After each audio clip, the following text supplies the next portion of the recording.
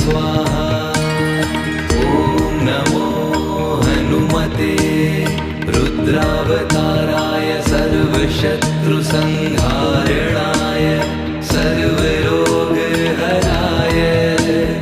सर्ववशीकरणाय रामदूताय स्वाहा। ॐ नमो हनुमते रुद्रावताराय सर्वशत्रुसंहारणाय सर्वरोगहराय सर्ववशीकरणाय रामदूताय स्वाहा।